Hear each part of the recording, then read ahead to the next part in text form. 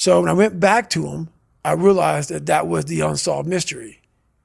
Was I had to look that man in the eye one more time.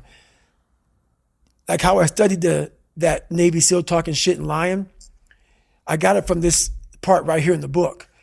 I went and I didn't see him anymore as this beast. I started doing research on him, found out that his dad used to beat him really bad. So his dad would put him in front of a furnace, open the furnace up with the flames coming out, and put him right in front of it, have him bare butt naked, and he would whip the shit out of him. And the whole idea of that is if you move, you're gonna get burned. So stay right here and take your fucking beating. So what happened with him, those demons from his father went to my father, and he tried to transfer them over to me. I had to understand who my father was, understand where he came from, understand why were you so fucking brutal to us.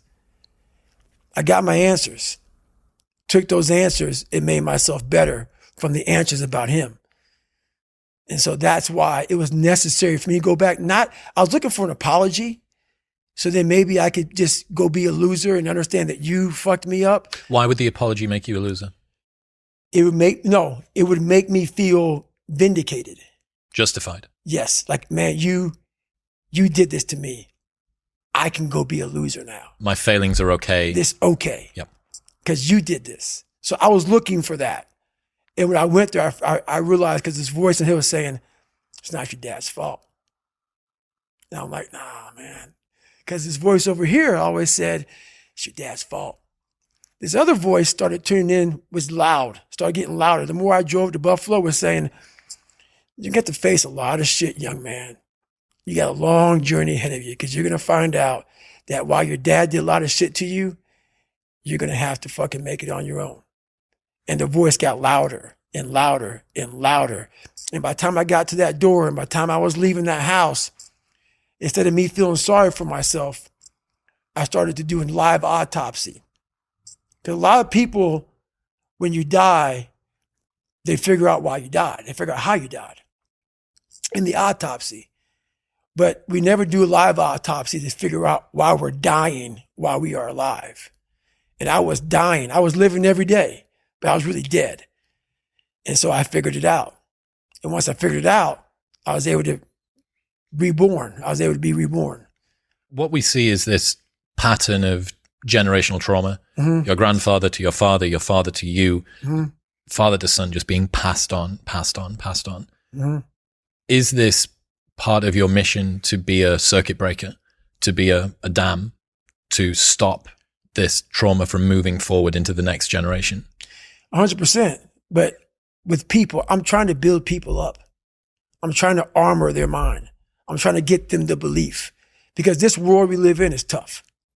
It's tough. It will beat you down. The world and the life that we live in is the ultimate competitor. It will try to take you out. It will find your weakness, and it will fucking just hammer you. It's like a personal curse. 100%. So if I can help you build belief, build confidence to the point where nothing can hurt you because you know exactly who you are. You've faced your demons. You've been able to go on an audiobook in your mind. Maybe you didn't write a book, but in your mind, you were able to hear all your past traumas. You were able to listen to them. You're able to fucking say, okay, now I can now talk to people about what I went through. I'm no longer embarrassed. I'm no longer ashamed. Being ashamed is one of the biggest things that kill people nowadays in their minds, kill them from moving forward. I'm ashamed of myself. Don't ever be ashamed of anything you've done in your life. Face it, fix it, make it better. We are humans. But then again, if you always think that we're humans, you will always just be a human and always make the same fucking mistakes. You must take this knowledge that you learn from all this shit is knowledge. So I'm just trying to give people that strength to go in the archives of your life. Because while you're probably fucked up, it's probably something happened to you in your life. Go through the archives, dig it up, study it, and then use it for yourself. That's the main purpose for me right now. Have you considered what you would be like as a father? Yeah, I actually have a daughter right now. Yeah. No way. I didn't know. Yeah. I have a daughter right now. But that being said, I'm an open and honest person. When you meet people at a young age, so I had a kid at a young age when I was in the worst possible place in my life. So when you're in a bad place, you're not going to meet a Kish. You're going to meet a person that's very similar to who you are at that time. And then you bring a child into this world. And as you start to move up in this world and get better, and you realize I need to get better, you try to pull that person along with you.